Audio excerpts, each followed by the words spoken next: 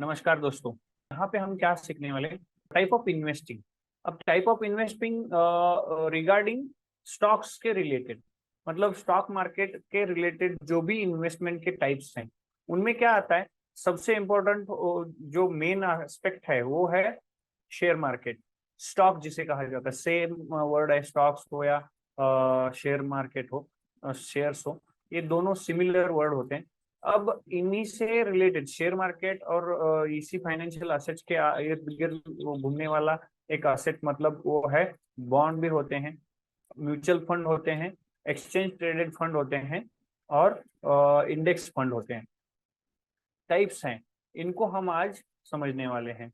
यहाँ पे सबसे पहला जो सब्जेक्ट आता है इन्वेस्टिंग में वो आता है स्टॉक्स। स्टॉक्स सिमिलर वर्ड होता है शेयर्स का।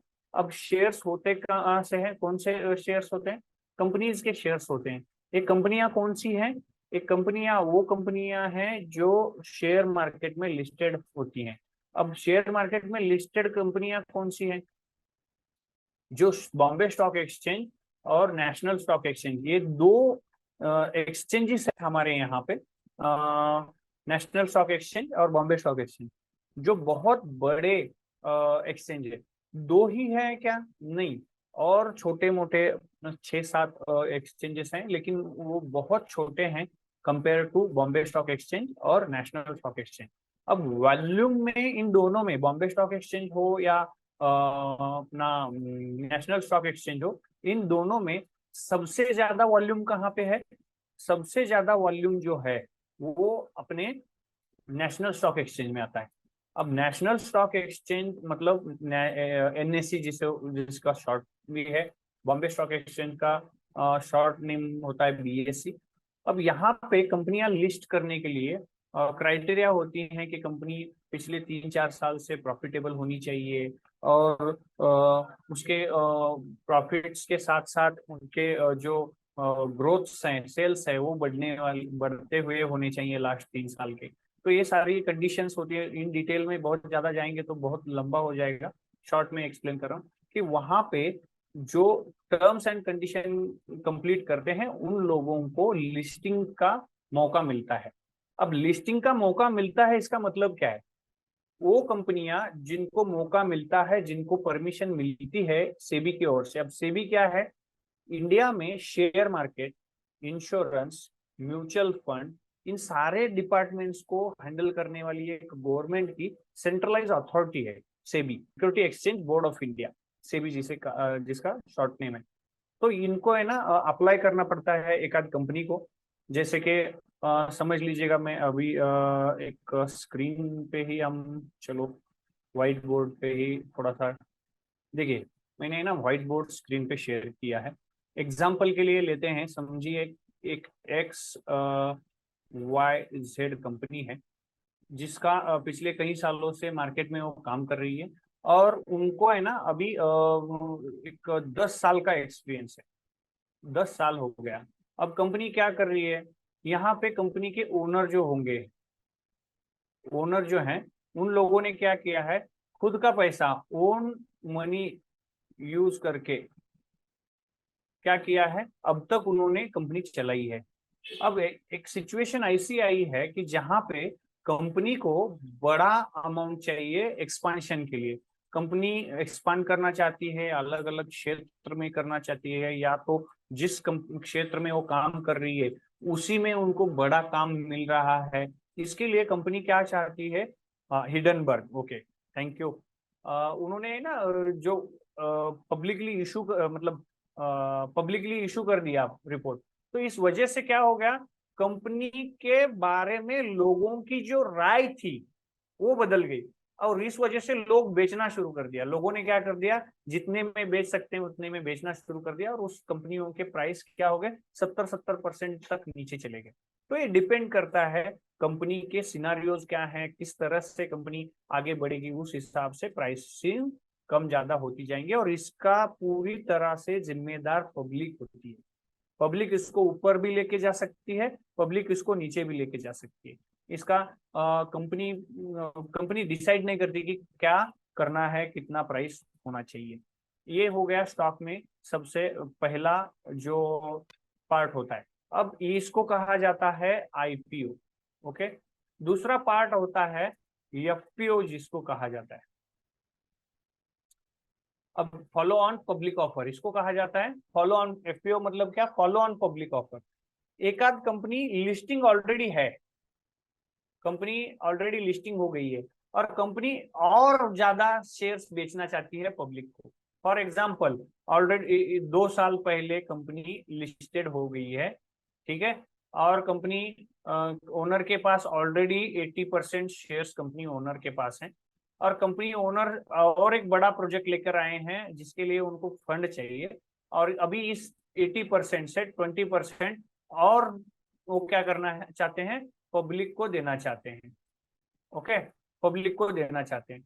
तो ये फर्स्ट टाइम आईपीओ हो गया ना, इनिशियल था। अब ये इनिशियल तो है नहीं है, ये सेकेंड टाइम हो गया, इसीलिए इसको कहा जाता है फॉलो ऑन पब्लिक ऑफर। ऐसा कितनी बार कर सकते हैं उसका कोई लिमिट नहीं है। अगली बार 60% इनके पास बच गए, उसमें से फिर से 10% का इन्होंने एफपीओ लाया, 50% बचे हैं उसमें से 10% का फिर से एफपीओ लाया। ये एफपीओ कितनी बार भी वो ला सकते हैं। अब इस यहाँ पे ऑफर नहीं होगी, मतलब ऑफर नहीं होगी। ऑफर क्यों नहीं होगी? क्योंकि मार्केट प्राइस सीएमपी जो है ऑलरेडी पब्लिक ने डिसाइड कर रखी है इस कंपनी की, तो इस हिसाब से एफपीओ जब आएगा तो मार्केट प्राइस के आसपास वाला प्राइस में कंपनी क्या करेगी? अपने शेयर्स बेचेगी। इसको कहा जाता है एफपीओ। ये हो गया दूसरा टाइप। अब इसके बाद आते हैं राइट्स। अब राइट्स मतलब क्या है? राइट्स वो होते हैं जो ओनली शेयर होल्डर को दिए जाते हैं। मतलब क्या? कंपनी का शेयर सेल ही करना है। फॉर एग्जांपल, आईपीओ के बाद कंपनी ने फिर से शेयर्स देने ही है, लेकिन वो क्या कर रही है? मार्केट प्राइस सीएमपी जो है, करंट मार्केट प्राइस जो है 1,000 रुपए प्राइस चल रही है, ठीक है, लेकिन कंपनी चाहती है कि हम 10% ओनरशिप वाले शेयर्स क्या करना चाहते हैं? 900 रुपए कम रेट में देना चाहते हैं, डिस्काउंटेड प्राइस। अब ये डिस्काउंटेड मतलब डिस्काउंटेड दे दिया तो कोई भी आके ले लेगा ना, लेकिन किसी को भी नहीं दे रहे हो, वो ओनली शेयर होल्डर को देंगे। किसको दे रहे हैं? ओनली शेयर होल्डर, मतलब जो ऑलरेडी इस कंपनी के शेयर्स अपने डीमैट में होल्ड करके रखा है जिसने, उसी को दिया जाता है। उसको कहा जाता है राइट्स। अब ये डिस्काउंटेड प्राइस में होते हैं। ये क्या होता है? डिस्काउंटेड, करंट प्राइस के हिसाब से वो डिस्काउंट करके ही उनको दिया जाता है। तो ये हो गया राइट्स। आईपीओ हो गया, एफपीओ हो गया, राइट्स हो गए। अब प्रिफरेंशियल शेयर्स भी होते हैं। प्रिफरेंशियल शेयर्स क्या होते हैं? ये ना एक तरह का लोन ही लिया जाता है। एग्जाम्पल के लिए, कंपनी क्या करती है, समझ लीजिएगा, उसको लोन चाहिए। कंपनी कह रही है कि हम लोन ही ले रहे हैं और इसके बदले आपको गारंटी की तौर पे क्या करेंगे? हम शेयर्स देंगे। अब शेयर्स जो गारंटी के तौर पे उन्होंने दिया है लोन के अमाउंट के हिसाब से, अब इसमें क्या होता है समझ लीजिएगा, इन्होंने 5 साल के लिए लिया है। ओके, अब ये 5 साल के लिए इन्होंने लिया है, तो यहाँ पे अगर इन 5 साल में कंपनी अगर डिविडेंड देना चाहती है, ओके, डिविडेंड देना चाहती है, तो ये प्रिफरेंशियल होने की वजह से कंपनी को सबसे पहले फर्स्ट प्रेफरेंस किसको देना पड़ेगा? इन शेयर होल्डर्स को जिन्होंने ये गारंटी की तौर पे लिया है। जो प्रिफरेंशियल शेयर्स हैं, प्रिफरेंशियल शेयर्स होल्डर हैं, उनको फर्स्ट एक डिविडेंड जो हो या बोनस हो, मतलब जो बेनिफिट वाला जो कुछ भी है, वो सबसे पहले किसको दिया जाएगा? प्रिफरेंशियल शेयर होल्डर को। लेकिन 5 साल बाद कंपनी ये क्या करेगी? बायबैक करेगी, अगर वो चाहेगी तो, या उसको एक्सटेंड भी कर सकती है, एक्सटेंड भी कर सकती है। ये डिपेंड करता है सिनारियो कंपनी के कैसे हैं, किस तरह से वो चाहते हैं, उस तरह से वो कर सकते हैं। ये स्टॉक्स के कुछ अलग अलग टाइप्स थे जो मुझे लगा के कवर करना जरूरी था, तो हमने वो अभी किया है। ठीक है, तो आगे बढ़ते हैं। कॉमन स्टॉक्स, यहाँ पे वही इसमें मैंने ऑलमोस्ट वही चीजें सब मेंशन की हैं। देखिए कॉमन स्टॉक्स मतलब आईपीओ में जो मिला हुआ है वो कॉमन स्टॉक होता है। प्रिफर्ड शेयर्स मतलब क्या होता है, प्रिफरेंशियल शेयर्स मैंने जो ऑलरेडी एक्सप्लेन किए हैं। अब ग्रोथ स्टॉक्स एक टाइप है, मतलब जिन कंपनियों के शेयर्स में ग्रोथ हो रही है या कंपनी ईयर ऑन ईयर क्या कर रही है, ग्रोथ कर में चल रही है, तो उस कंपनी के शेयर्स को कहा जाता है ग्रोथ स्टॉक। वैल्यू स्टॉक्स मतलब क्या होता है, मैं आपको कुछ लाइव दिखा के ही समझ जाता हूँ ताकि आपको ये क्लियर समझे। screeners.in जो मैंने कल भी कहा था, screeners.in अगर आप ओपन करेंगे तो आपको ये दिखेगा कि यहाँ पे समझ लीजिएगा, मैं टाइप कर देता हूँ रिलायंस। चलिए सबको पता है कंपनी का नाम, तो वही ले लेते हैं। इसका मतलब ये नहीं है कि एक एग्जाम्पल के लिए यहाँ पे अगर देखेंगे तो आपको दिखेगा, यहाँ पे सारा कुछ मेंशन किया होता है कंपनी का डेटा। क्वार्टरली रिजल्ट्स देखेंगे तो आप 2020 से यहाँ पे क्वार्टरली रिजल्ट्स सारे के सारे हैं।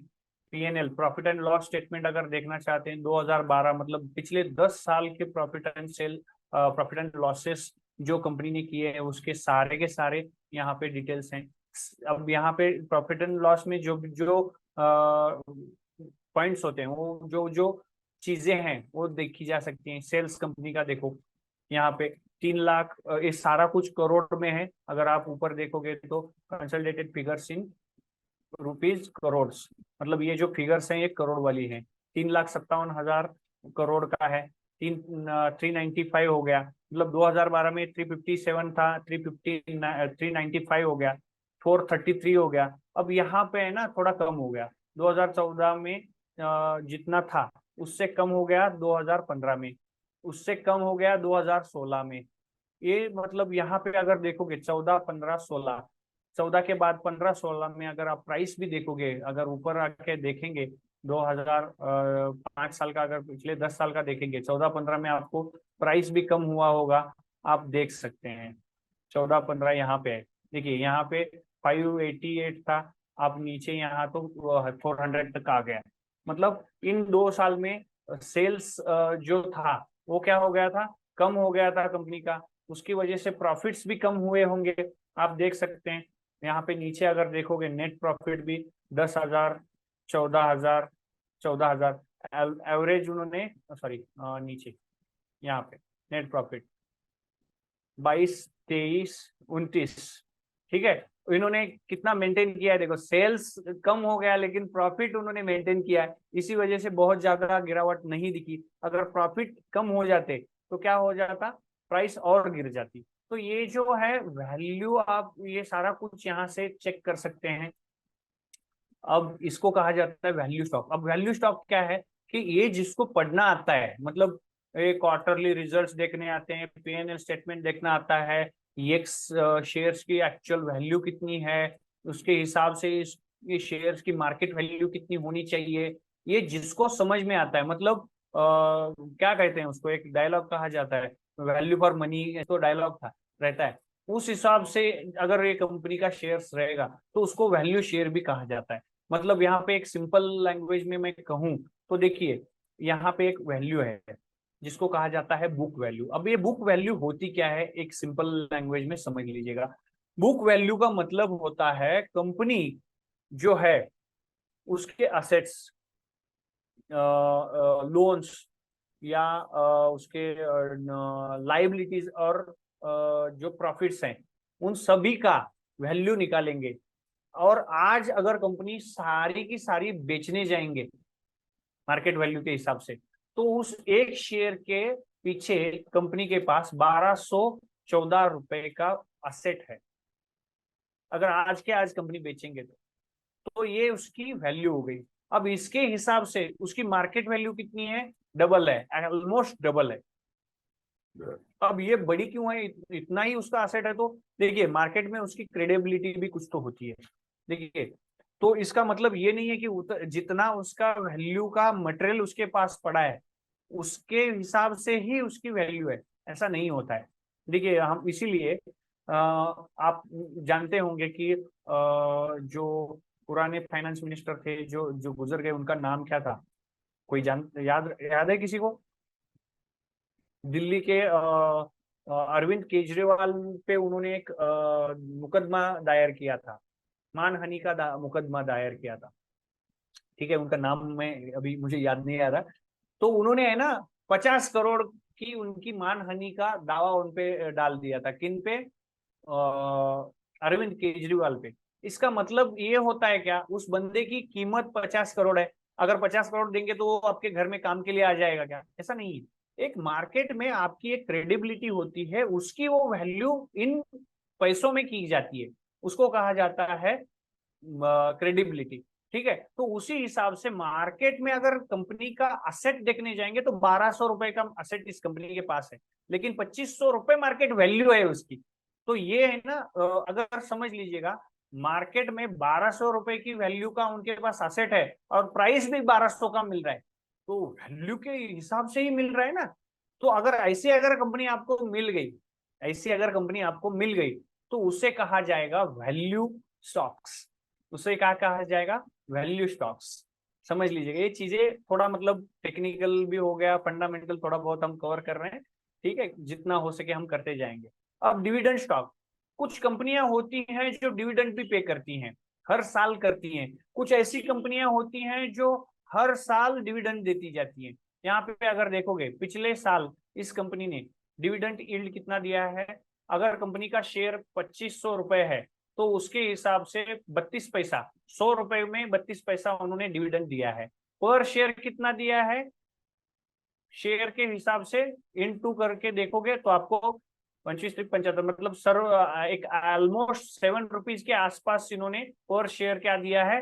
डिविडेंड दिया है।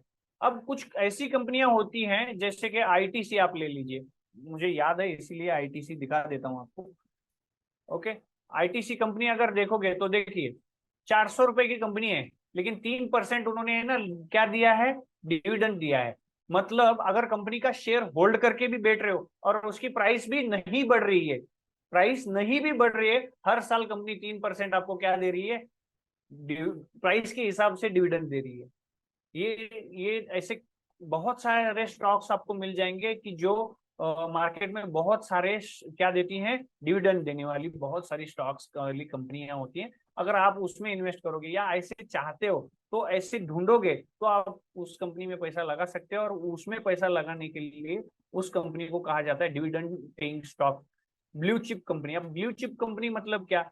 एक समझ लीजिएगा, रिलायंस का ही एग्जांपल लेते हैं। रिलायंस क्या करती है? वो डाइवर्सिफाइड सेक्टर में काम करती है, अलग अलग सेक्टर्स में काम करती है, लेकिन उसका मेन बिजनेस जो है वो रिफाइनरी का है। अब रिफाइनरी इंडिया में कितनी है? बहुत सारी हैं, लेकिन उन सब में सबसे बड़ा लीडर कौन है? तो वो रिलायंस है। तो इसका मतलब उस सेक्टर में वो कंपनी हाई मतलब सबसे बड़ी अगर है तो उसको कहा जाएगा ब्लू चिप कंपनी। मतलब मार्केट में सबसे बड़े उसकी क्या होती है उस सेक्टर की, वो मतलब कंट्रोलर कह सकते हैं आप, उस हिसाब से होती है, उसको कहा जाता है ब्लू चिप कंपनी। अब small cap, mid cap, large cap stocks, इसको एक ये इसको समझ लेते हैं एक एक एग्जांपल के लिए। चलिए मैं व्हाइट बोर्ड शेयर कर देता हूँ। ये क्या होता है देखिए, ये मार्केट कैप पहले समझना पड़ेगा, तब आप जाके ये समझ सकते हैं। अब मार्केट कैप, मार्केट कैप मतलब क्या? Market capitalisation. मार्केट कैपिटलाइजेशन मतलब क्या? कंपनी के पास कितने शेयर्स है, नंबर ऑफ शेयर्स कितने हैं। ओके, अभी उसके करंट मार्केट प्राइस कितनी चल रही है एक की, अगर इनका गुणाकार कर देंगे तो आएगा मार्केट कैप। मतलब एग्जांपल के लिए मेरे पास कंपनी है, मेरी कंपनी है, उसके 10,000 नंबर ऑफ शेयर्स है टोटल, इसको टोटल नंबर ऑफ शेयर्स करेंगे। टोटल नंबर ऑफ शेयर्स 10,000 है और एक शेयर की मार्केट प्राइस चल रही है 10,000, यानी कि कितना हो गया? 10 लाख का इसका वैल्यू हो गया सारे शेयर का मिला के। ओके, इसे कहा, इस 10 लाख को कहा जाएगा मार्केट कैप। ओके, तो ये पहले तो क्लियर समझ लीजिएगा मार्केट कैप क्या होता है। मार्केट कैप मतलब market capitalization, total number of shares into current market price करेंगे तो वैल्यू आएगी वो वैल्यू होती है मार्केट कैप। अब अगर एग्जाम्पल ही वही देखना चाहें तो हम यहाँ पे देख सकते हैं।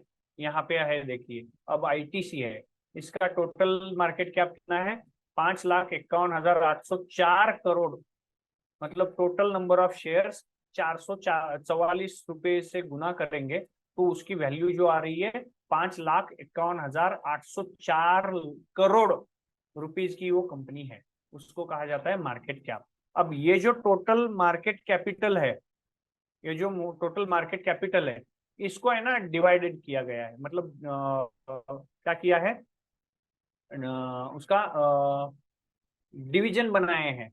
मतलब अगर 0 से लेके 5,000 करोड़ तक की कंपनी है तो उसको कहा जाता है स्मॉल कैप कंपनी। ठीक है, ये टाइम टू टाइम ये चेंज होते जाते हैं, ये याद रखिएगा। क्योंकि मैंने जब शुरुआत की थी, मतलब 2004 में जब शुरुआत की थी, उस वक्त स्मॉल कैप कंपनी कौन सी थी? 0 से लेके 300 करोड़ तक जो कंपनी है उसे स्मॉल कैप कंपनी कहा जाता था। लेकिन आज क्या है, 0 से लेके 5,000 करोड़ तक की कंपनी है उसे स्मॉल कैप कहा जाता है। ठीक है, अगर 5,000 करोड़ से 20,000 करोड़ तक की कंपनी है तो उसे कहा जाएगा मिड कैप कंपनी। ओके, अब अगर 20,000 करोड़ से ऊपर की कंपनी है उसे कहा जाएगा लार्ज कैप। ओके, ये मार्केट कैपिटल के हिसाब से उसके डिवाइड ये बनाए गए हैं, डिविजन्स बनाए गए हैं। अगर 0 से लेके 5,000 करोड़ तक की कंपनी है तो स्मॉल कैप कंपनी है, 5,000 से लेके 20,000 करोड़ की कंपनी है तो मिड कैप कंपनी है, और 20,000 करोड़ के ऊपर वाली जो कंपनी है उसको क्या कहा जाएगा? Large cap company.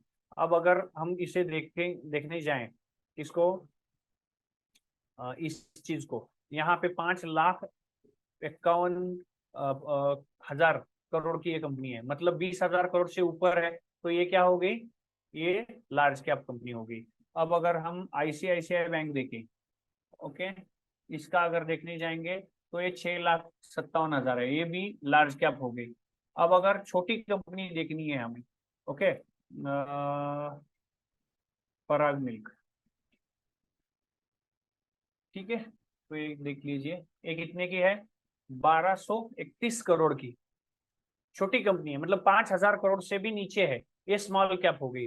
अब 5,000 से 20,000 वाली होगी तो उसको क्या कहा जाएगा? Mid cap company. ठीक है, तो ये हो गए स्टॉक्स के इंटरनेशनल स्टॉक। अगर आप इंटरनेशनल मतलब कौन से, एप्पल हो गया, माइक्रोसॉफ्ट हो गया, अमेरिकन कंपनियां हो, यूरोपियन कंपनियां हो, इन कंपनियों में भी अगर पैसा लगाना चाहते हैं तो उसको आप इंटरनेशनल ट्रेडिंग का अकाउंट ओपन करके आप वो भी खरीद और बेच सकते हैं, तो उसको कहा जाएगा इंटरनेशनल स्टॉक्स। ये हो गया स्टॉक्स का एक सेट। अब यहाँ पे शेयर मार्केट का सेबी से रिलेटेड और भी कुछ इन्वेस्टमेंट के टाइप्स आते हैं जिसका रिलेशन शेयर मार्केट में है, क्योंकि ये सारे कुछ शेयर मार्केट थ्रू ही बेचे भी जा सकते हैं। तो उसमें आते हैं बॉन्ड्स। गवर्नमेंट्स क्या करती है? बॉन्ड्स इशू करती है। अब कौन कौन से बॉन्ड्स होते हैं, ये कौन कौन इशू करता है? गवर्नमेंट ऑफ इंडिया भी करती है, म्युनिसिपल कॉर्पोरेशन भी कभी कभी करती है। अब ये जो है गवर्नमेंट ऑफ इंडिया जो करेगी वो कौन करेगा? रिजर्व बैंक करेगी। अब रिजर्व बैंक ने अगर कोई इशू कर दिया, क्या इशू कर दिया समझ लीजिएगा, चलो, ओके, गवर्नमेंट ऑफ इंडिया ने कुछ, आरबीआई ने इशू कर दिया, ठीक है, तो उसे गवर्नमेंट सिक्योरिटीज भी कहा जाता है, G-Secs। ठीक है, और उसके बाद ट्रेजरी का, गवर्नमेंट ऑफ इंडिया की जो ट्रेजरी होती है, मतलब नोट प्रिंटिंग का डिपार्टमेंट आता है, उसको ट्रेजरी कहा जाता है। ट्रेजरी ने कुछ बॉन्ड्स इशू करे होंगे तो उसको कहा जाएगा टी बिल्स। और अगर स्टेट गवर्नमेंट कुछ लोन के तौर पे बॉन्ड्स इशू कर रही है तो उसको कहा जाता है SDL। अब ये सारा कुछ जो है इसमें है ना लो रिस्क वाला एक इन्वेस्टमेंट कह सकते हैं आप इसको।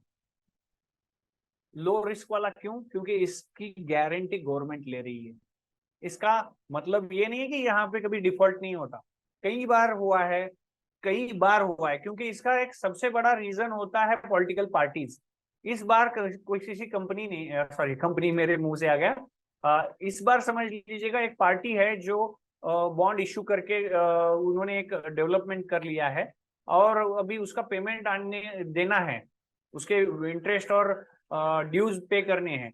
तो उसके लिए अगली पार्टी सत्ता में आ गई, तो वो क्या कहती है, उन्होंने किया हुआ है, उनका नाम खराब होना चाहिए, तो वो ड्यूज पे नहीं करती या तो इसको एक्सटेंड करती है। इस तरह से ओके, इस तरह से भी बहुत बार होता है कि वो डिफॉल्ट होते हैं या एक्सटेंड होते हैं। हाँ, लेकिन सबसे ज्यादातर ये डिफॉल्ट बहुत कम बार होते हैं। ये जो लोन्स की तौर पे लिए जाते हैं, ये क्या करती है गवर्नमेंट, उनके सारे प्रोजेक्ट्स के लिए यूज करती है। मतलब यहाँ पे मैंने मेंशन किया है, देखिए कि डेवलपमेंट्स के लिए यूज किए जाते हैं। ठीक है, तो ये गवर्नमेंट बॉन्ड्स भी हैं, आप शेयर मार्केट थ्रू ये भी आप क्या कर सकते हैं, ले सकते हैं बहुत आसानी से। अब ये होता है, ये जो बॉन्ड वाला सेगमेंट है उसमें कॉर्पोरेट कंपनियां भी क्या करती हैं, इशू करती हैं। यहाँ मैंने नीचे लिखा है, देखिए, Indian companies issues corporate bonds to raise fund for their business operations और एक्सपेंशंस। उनके बिजनेस ऑपरेशन के लिए अगर उनको रिक्वायरमेंट हो या एक्सपेंशन के लिए हो तो बॉन्ड्स इशू करती है। बॉन्ड्स मतलब लोन ले रही है, सिंपल याद रखना। आप एफडी रख के इंटरेस्ट लेते हैं, उसी तरह वो एक कागज देके लोन ले रहे हैं। सिंपल, आप एफडी कर रहे हो एक तरह से, आपके लिए वो एफडी है, लेकिन वो कंपनियों के लिए, गवर्नमेंट के लिए लोन है। ठीक है, this bond can be listed on stock exchange, जैसे कि मैंने ऑलरेडी कहा, और प्राइवेटली प्लेस्ड। प्राइवेटली भी कुछ ऐसे बॉन्ड होते हैं जो शेयर मार्केट में लिस्ट नहीं होते, वो प्राइवेटली दिए जाते हैं लोगों को। The credit worthiness of the issuing company and its ability to repay the debt are important factor to consider when investing in corporate bonds. इसका मतलब क्या है, अगर आप किसी कॉर्पोरेट बॉन्ड्स में पैसा लगाना चाहते हैं तो वहां पे क्रेडिट वर्दीनेस ऑफ कंपनी और रीपे करने की उसकी कैपेबिलिटी, इसको आपको जानना जरूरी है। नहीं तो वो आप डिफॉल्टर हो गए तो आपका पैसा डूब सकता है या लेट हो सकता है। ठीक है, म्युनिसिपल बॉन्ड्स, ये कौन इश्यू करता है इसको, municipal bonds also known as urban local body bonds, UBL जिसको कहा जाता है। कुछ म्युनिसिपल जो होते हैं, लोकल म्युनिसिपल बॉडीज होते हैं कॉर्पोरेशन वाली, वो क्या करती हैं, उनके लोकल एरिया को डेवलप करने के लिए भी बॉन्ड इशू करते हैं। तो ये भी होते हैं। यहाँ पे कई बार हमने देखा है कि टैक्स के बेनिफिट भी दिए जाते हैं यूबीएल में। अगर, और कुछ गवर्नमेंट ऑफ इंडिया भी ऐसे बॉन्ड इशू करती है जिसमें टैक्स फ्री होते हैं। मतलब अगर मैंने एक 10,000 का बॉन्ड लिया है और उसको 7% का रेट ऑफ इंटरेस्ट उन्होंने डिफाइन किया है, और कंपनी ने, सॉरी गवर्नमेंट ने 7% इंटरेस्ट भी पे कर दिया। अगर यही आप एफडी के तौर पे करेंगे, अदर इधर उधर कहीं भी कमाएंगे, तो ये जो कमाया हुआ पैसा है उस पे टैक्सेस पे करने पड़ेंगे। लेकिन कुछ ऐसे बॉन्ड्स इशू किए जाते हैं, टाइम टू टाइम किए जाते हैं, वो डिपेंड करता है किस लिए उन्होंने लिया है, तो वो टैक्स फ्री बॉन्ड्स भी होते हैं। अगर आप वो देख के आपकी रिक्वायरमेंट टैक्स बेनिफिट वाली हो तो आप टैक्स बेनिफिट वाले बॉन्ड्स में भी क्या कर सकते हैं, इन्वेस्ट कर सकते हैं। अब डिबेंचर्स क्या होते हैं, ये भी एक एग्रीमेंट होता है, लोन एग्रीमेंट जिसे कहा जाता है। एफडी का रिसीट देके आप एफडी कर सकते हैं, उसी तरह से लोन का एग्रीमेंट करके कंपनी लोन भी पब्लिक से लेती है, उसको कहा जाता है डिबेंचर्स। इसमें दो टाइप होते हैं, एक नॉन कन्वर्टेबल डिबेंचर्स और कन्वर्टेबल डिबेंचर्स। अब नॉन कन्वर्टेबल डिबेंचर्स जो होते हैं, इसका मतलब आपको उसके खिलाफ आप शेयर्स नहीं ले सकते। अब कन्वर्टेबल डिबेंचर्स जो होते हैं, उसकी अवधि खत्म होने के बाद वो जो आपने लोन दिया है कंपनी को, उसके बदले में टाइम कंप्लीट होने के बाद कंपनी आपको शेयर्स इशू कर देगी उसकी वैल्यू के, तो उसको कहा जाता है कन्वर्टेबल डिबेंचर्स। और नॉन कन्वर्टेबल क्या होते हैं, वो उसको कभी भी आप कन्वर्ट नहीं कर सकते एज ए शेयर्स। ओके, ये क्या होता है, इसका रेट ऑफ इंटरेस्ट फिक्स होता है या फ्लोटिंग भी हो सकता है, डिपेंड करता है आपने कंपनी ने क्या इशू किया है उसके ऊपर।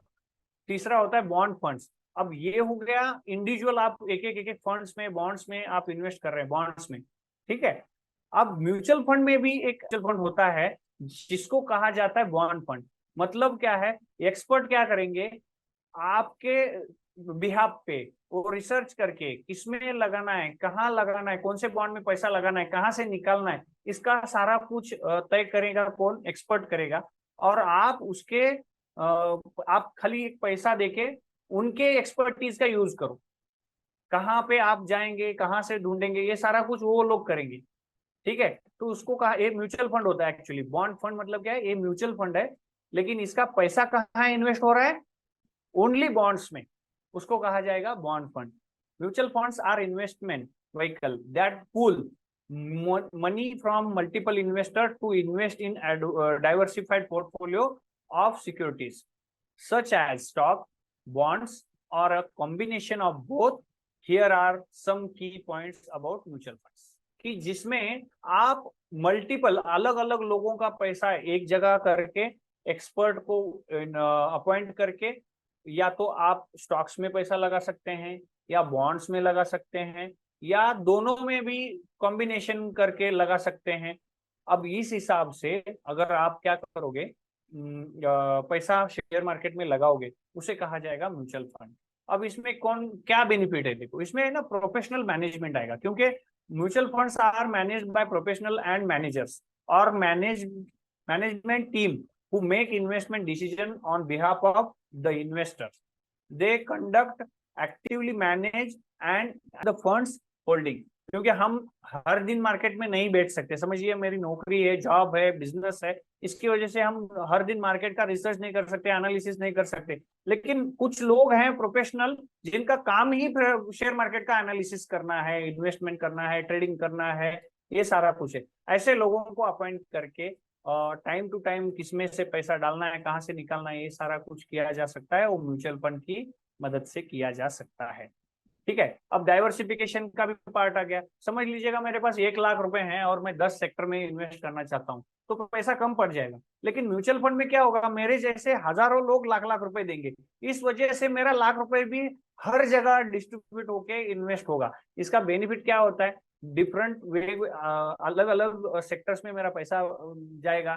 इसकी वजह से मेरा डाइवर्सिफिकेशन जो है, मैं लाख रुपए में शेयर्स में इंडिविजुअली तो नहीं कर पाऊंगा, लेकिन properly share sorry mutual fund में वो प्रॉपरली आसानी से हो जाएगा, क्योंकि हजारों लोग लाख रुपए दे रहे हैं, लेकिन उनका सबका मिला के करोड़ों रुपए हो रहा है, और करोड़ों रुपए अलग अलग सेक्टर्स में लगाना आसान होता है, और मेरा पैसा क्या हो गया, पैरेलली हर जगह पे जा रहा है।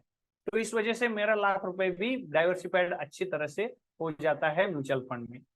म्यूचुअल फंड के कुछ टाइप्स होते हैं, वो क्या होते हैं, देखिए इक्विटी म्यूचुअल फंड होते हैं। मतलब क्या, अब इक्विटी म्यूचुअल फंड मतलब यहाँ पे आप जो पैसा दोगे 100% कहाँ पे लगाया जाएगा, सारा पैसा शेयर्स में, स्टॉक्स में, कंपनियों के स्टॉक्स में ही लगाया जाएगा, अगर उसका नाम इक्विटी म्यूचुअल फंड है तो।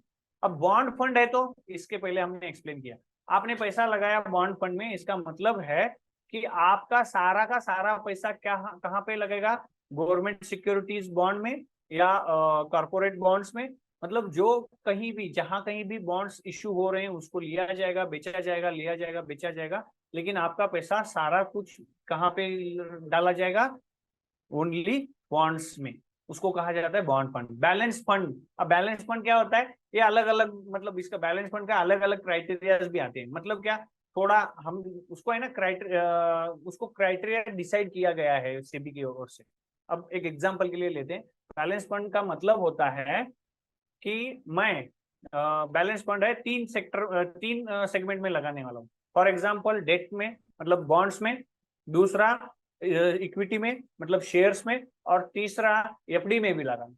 एग्जाम्पल दे रहा हूँ, इन तीनों में लगाने वाले हैं और इसका बैलेंस करेंगे हम लोग। इसका डिसाइडेड होगा पहले से, मतलब आप पैसे लगाने से पहले, मतलब इसका जैसे शेयर मार्केट में आईपीओ आता है, उसी तरह से म्यूचुअल फंड का भी इनिशियल ऑफर होते हैं, एनएफओ बोला जाता है जिसको, ओके, वो आता है। उसी वक्त ये सब बताया जाता है कि कंपनी के इस म्यूचुअल फंड का पैसा कहाँ कहाँ लगने वाला है, किस तरह से लगने वाला है, ये कौन सा फंड है, इक्विटी फंड है, बॉन्ड फंड है, या बैलेंस फंड है, या इंडेक्स फंड है, या सेक्टर फंड है, ये सब कुछ पहले बताया जाता है। इंडेक्स फंड मतलब क्या, आपका सारा पैसा कंपनी के जो नेशनल स्टॉक एक्सचेंज की इंडेक्स है, इंडेक्स मतलब सेंसेक्स हो या निफ्टी हो, निफ्टी में 50 कंपनियां हैं, सेंसेक्स में 30 है, मतलब इन 30 कंपनियों में या तो 50 कंपनियों में, ये डिसाइडेड है, ये छोड़ के कहीं नहीं डालेंगे। तो यहाँ पे रिसर्च करना बहुत मतलब डिफिकल्ट है क्या? तो यहाँ पे इंडेक्स फंड में अगर पैसा डाला जा रहा है तो इसका मतलब यहाँ पे एग्रेसिवली मैनेजमेंट नहीं किया जाता, यहाँ पे डिसाइडेड है कि कहाँ पे कितना डालना है, खत्म।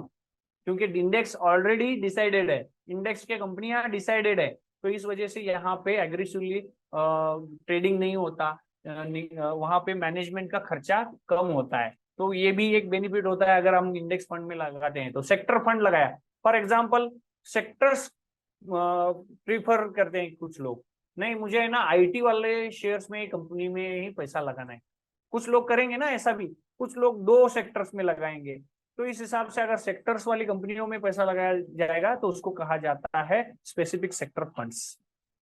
अब नेट एसेट वैल्यू, 1000 लोग हैं, इन लोगों ने सभी ने 1 लाख रुपए का इन्वेस्टमेंट किया स्टार्ट करते वक्त। जब म्यूचुअल फंड स्टार्ट करना है तब 1000 लोगों ने 1-1 लाख रुपए इन्वेस्ट किया। एग्जाम्पल के लिए कितना पैसा हो गया? 10 करोड़, ठीक है, 10 करोड़ हो गए। अब ये 10 करोड़ जो हैं, इसको पूरा, अगर कोई बंदा आएगा, फॉर एग्जांपल इसमें से 1 लाख रुपए वाला बंदा निकल के आएगा और मुझे है ना 25,000 रुपए चाहिए, निकालना है, तो निकालेगा तो यहाँ से कौन सा कितना निकाल के देंगे, कौन से कंपनी का शेयर बेचेंगे? समझ लीजिएगा अगर हमने 73,000 वाला एमआरएफ लेके रखा है, एमआरएफ कंपनी है जिसका शेयर का, एक शेयर का वैल्यू 73,000 है, अब इसको 25,000 देना है तो कहां से देंगे?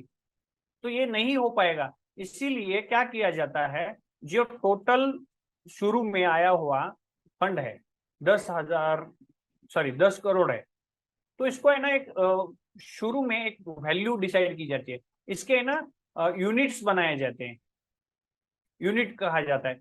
इसका यूनिट होता है शुरू में 10 रुपए का।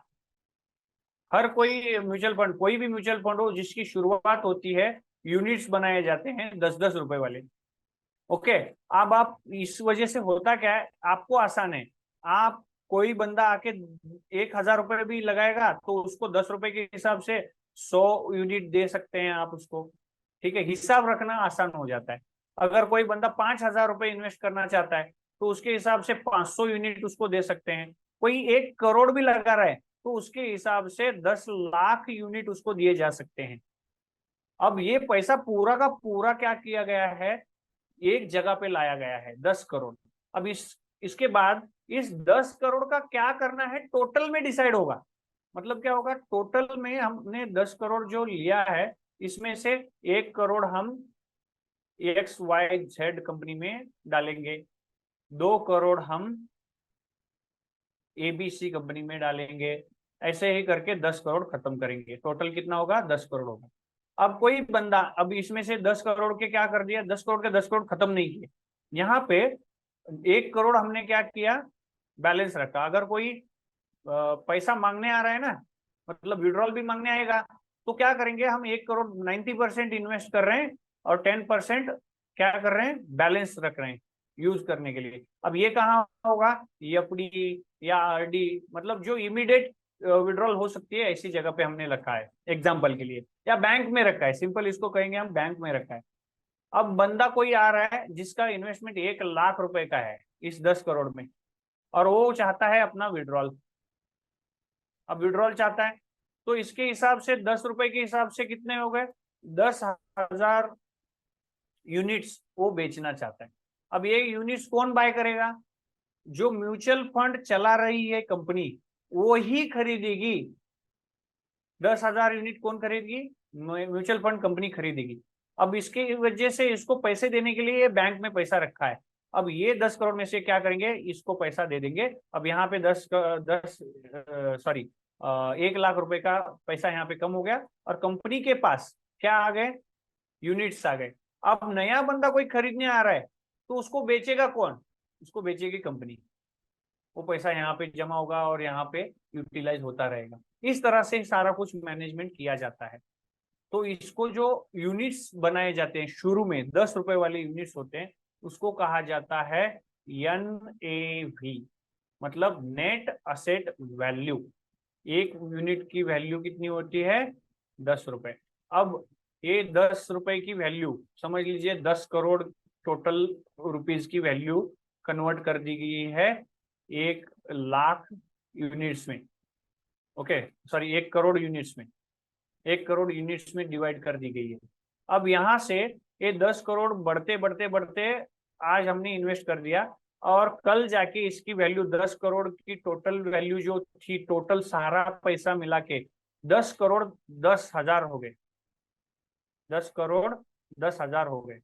अब ये जो अपना NAV था पहले दिन 10 रुपए था, अब इस हिसाब से डिवाइडेड बाय 1 करोड़ कर दिया, इसको 1 करोड़ डिवाइड कर दिया, तो इसकी वैल्यू कल की कितनी होगी? 1.01 मतलब 10 रुपए 1 पैसा इसकी क्या हो गई? नेट एसेट वैल्यू बढ़ गई। अब ये इसको आप शेयर भी कह सकते हैं, शेयर की तरह इसकी प्राइस कम ज्यादा होती जाएगी जैसे उसका इन्वेस्टमेंट वैल्यू बढ़ेगा या कम होगा। ये चीज को आप समझ लीजिएगा NAV क्या होती है। ठीक है, तो ये हो गया NAV। ये जो एक्सप्लेन किया, ये यहाँ से निकालना है, यहाँ पे डालना है, यहाँ से खरीदना है, ये सारा कुछ कौन कर रहा है? कंपनी, एक म्यूचुअल फंड कंपनी होगी, ठीक है। वो म्यूचुअल फंड कंपनी क्या करेगी? इसको मैनेज करेगी। मैनेज करने के लिए लोग होंगे, सिस्टम होगा, बहुत कुछ यहाँ पे इंफ्रास्ट्रक्चर खड़ा किया होगा, इसका खर्चा होगा।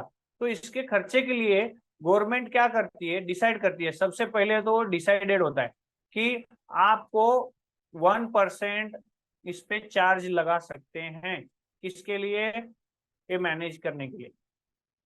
मतलब यहाँ से आप हर साल 1% क्या लेंगे? मैनेजमेंट का खर्चा। 10 करोड़ है तो 1% कितना हो गया? 10 लाख। आप मैनेजमेंट करने के लिए 10 लाख यूज कर सकते हो। इस तरह से जो खर्चा आएगा इसको कहा जाता है लोड। इसको क्या कहा जाता है? लोड। तो ये जो लोड है ये कहाँ पे कम होगा, कहाँ पे ज्यादा होगा? इंडेक्स फंड होंगे तो यहाँ पे एग्रेसिवली मैनेज करने की कोई बात ही नहीं है, क्योंकि एक बार डिसाइड कर दिया कि इंडेक्स फंड में डालना है। कौन से इंडेक्स में डालना है भाई? निफ्टी इंडेक्स फंड है, मतलब वहां पे 85 कंपनी होंगी, उसका रेशो ऑलरेडी डिसाइडेड है, उसी हिसाब से होंगी। एक बार कर दिया, खत्म। जो पैसा आ रहा है उसी रेशो में इन्वेस्ट होता जा रहा है, जो विड्रॉल देना है उसी हिसाब से विड्रॉल होते जा रहा है, खत्म। यहाँ पे मैनेजमेंट का बहुत ज्यादा काम नहीं है, खाली विड्रॉल और ये देना है। तो वहां पे लोड जो होगा, खर्चा जो होगा वो कम होगा, इसीलिए गवर्नमेंट वहां पे इंडेक्स फंड के लिए लोड कम रखती है। और जो एग्रेसिवली ट्रेडेड हैं, मतलब डाइवर्सिफाइड हैं, मल्टी सेक्टर्स में काम करने वाली होगी, बैलेंस फंड होगा, उसमें ज्यादा लोड अलाउ किया जाता है। तो ये लोड और नो लोड क्या है? तो कम और ज्यादा है, एक्चुअली नो लोड होता नहीं है, बिल्कुल जीरो वाला लोड तो होता ही नहीं है। ठीक है, तो आप ये देख सकते हो। एक्सपेंस रेशो जो मैंने ऑलरेडी कहा कि गवर्नमेंट ने हर म्यूचुअल फंड पे एक रेशो डिसाइड किया है। फॉर एग्जांपल 1.5 से 2% आप इस पे क्या कर सकते हैं? एक्सपेंस का खर्चा आपका टोटल, मतलब कौन सा एक्सपेंस, कौन सा आपका एनुअल ऑपरेटिंग एक्सपेंस होगा, या मैनेजमेंट की फीस होगी, एडमिनिस्ट्रेशन कॉस्ट होगा, अदर एक्सपेंसेस होंगे, एडवर्टाइज होंगी, ये सारा कुछ भी है। आप इससे ज्यादा नहीं कर सकते। अगर इससे ज्यादा करे हो अपने पॉकेट से करो, ये डिसाइडेड है, इसको कहा जाता है एक्सपेंस रेशियो। ये सारा कुछ आपको मालूम होना चाहिए। Dividend and capital gains. अब डिविडेंड क्या होता है? कुछ मैंने जैसे अभी ITC का एग्जांपल दिया कि 3% उन्होंने ना डिविडेंड दिया। अब ये म्यूचुअल फंड का पैसा तो कहाँ लग रहा है? शेयर मार्केट में ही लग रहा है। अब मार्केट में पैसा लग रहा है, इसका मतलब है जिस शेयर्स में लगेगा उस शेयर से कुछ ना कुछ तो कभी ना कभी तो डिविडेंड आएगा। अब ये डिविडेंड क्या है? म्यूचुअल फंड में आ रहा है। अब ये टोटल में बढ़ोतरी होती जा रही है, प्रॉफिट जमा होते जा रहा है, उस अकाउंट में आएगा ना, जिसके डीमैट में ये शेयर्स हैं उसी के अकाउंट में आते जाएंगे। तो इसका मतलब ये है कि अगर कोई बंदा म्यूचुअल फंड इन्वेस्ट कर रहा है ऐसी कंपनी में जहां पे डिविडेंड्स रेगुलरली मिलते हैं, अब ये आया हुआ डिविडेंड ये डिसाइड कर सकती है, मतलब म्यूचुअल फंड का टाइप कौन सा है उस पर डिपेंड होता है। अगर mutual fund dividend paying mutual fund ही होगा तो जो डिविडेंड आ रहा है वो है ना री इन्वेस्ट नहीं होगा, वो किसको, जो होल्डर है, एनएवी होल्डर है, उसी को पे किया जाएगा। अब कुछ ऐसे भी होंगे म्यूचुअल फंड जो डिविडेंड री इन्वेस्टमेंट प्लान होगा। अगर डिविडेंड आ रहा है तो री इन्वेस्ट होता जाएगा और नेट एसेट वैल्यू बढ़ता जाएगा। अगर डिविडेंड रीपेमेंट है तो नेट एसेट वैल्यू बढ़ेगी नहीं, डिविडेंड जो आ रहा है वो एसेट वैल्यू जिसकी है उसको डायरेक्टली उसके हिसाब से उसके रेशो में पे की जाती है। अब कैपिटल गेन क्या होता है, ये डिविडेंड हो गया। अब कैपिटल गेन क्या है, जैसे समझ लीजिएगा 10 करोड़ का पोर्टफोलियो था म्यूचुअल फंड का, वो बढ़ के 11 करोड़ हो गया, मतलब 1 करोड़ क्या हो गया, उसका प्रॉफिट हो गया ना। अब वो 1 करोड़ जो है उसको कैपिटल गेन कहा जाता है। अब ये है ना किसी अकेले का नहीं है, तो इस वजह से इस पे टैक्सेस जो है म्यूचुअल फंड पे करेगी। इस वजह से गवर्नमेंट क्या करती है, यहाँ पे जो आपको गेन मिल रहा है, कैपिटल गेन मिल रहा है, प्रॉफिट मिल रहा है, उस पे है ना टैक्स के बेनिफिट भी देती है। ये होता है डिविडेंड और कैपिटल गेन। अब इसी में म्यूचुअल फंड में एक और चीज होती है, उसको कहा जाता है एसआईपी या सिप भी कहा जाता है। ये क्या होता है, देखिए मैंने ना एग्जांपल दिया, उसमें क्या एग्जांपल दिया था कि 10,000 कोई बंदा इमीडिएट डालना चाहता है तो डाल सकता है, लेकिन रेगुलर हर बार डालते जाएगा तो हर महीने सैलरी आ रही है, मैं हर महीने सैलरी से 1,000 रुपए इन्वेस्ट करना चाहता हूँ, मैं कर सकता हूँ क्या? यस, आप कितना भी कर सकते हो। अब ये हर बार जमा करने के लिए मुझे है ना जाके जमा करना पड़ेगा क्या? यस, करना, आप खुद से भी कर सकते हो, या यहाँ पे आप ऑटोमेटिक क्या कर सकते हो, ऑटो डेबिट फैसिलिटी होती है, इसको है ना यूज करके आप क्या कर सकते हो, हर मंथ आप डिसाइड कर सकते हो। फॉर एग्जांपल मैंने 1,000 रुपए का एसआईपी सिस्टमेटिक इन्वेस्टमेंट प्लान मेरे अकाउंट से डेबिट कर लो, मेरी सैलरी 2 तारीख आ रही है, आप हर 3 तारीख को मेरे अकाउंट से 1,000 रुपए डेबिट करेगी और कहाँ इन्वेस्ट करेगी?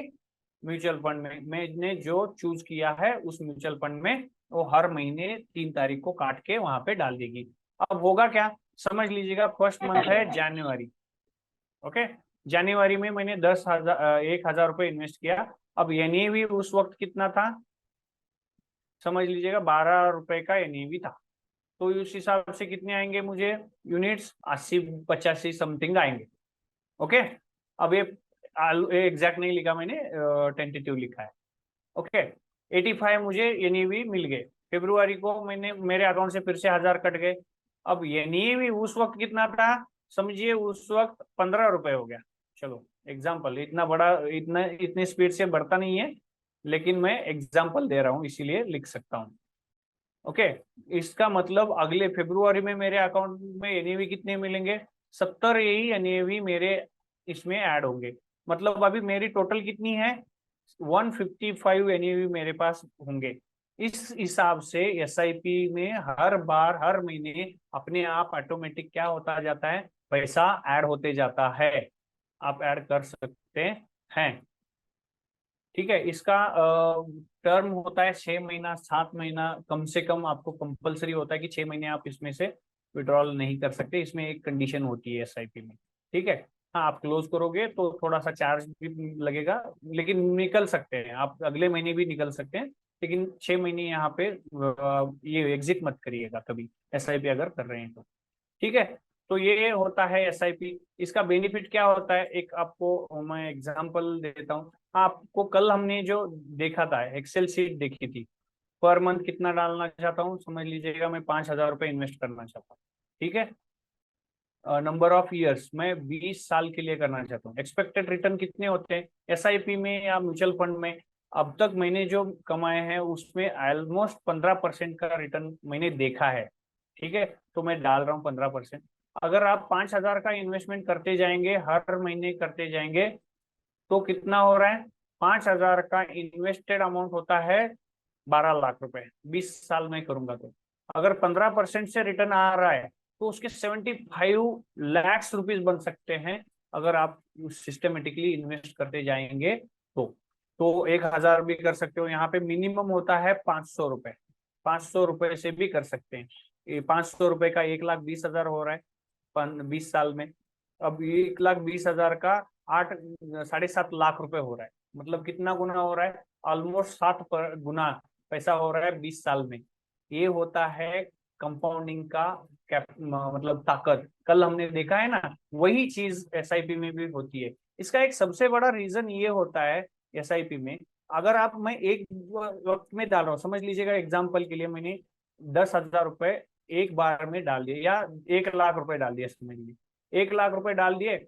एनएवी तब था समझिए 20 रुपए था, तो 1 लाख के हिसाब से कितना आना चाहिए मुझे, 50,000 एनएवीज मेरे पास आ गए, क्वांटिटी आ गई। ओके, और मैं वेट कर रहा हूँ इन्वेस्ट करके, और मार्केट नीचे चला गया, अब एनएवी भी नीचे जाएगा, तो ये हो गया 15 रुपए। तो मेरी क्वांटिटी बढ़ेगी क्या? नहीं, बिल्कुल नहीं बढ़ेगी, क्योंकि मैंने एक बार खरीदी है, तो ये बढ़ेगी नहीं। तो इस वजह से क्या हो गया, इसकी वैल्यू 1 लाख की वैल्यू जो है वो कितनी कम हो गई, 25% कम हो गई।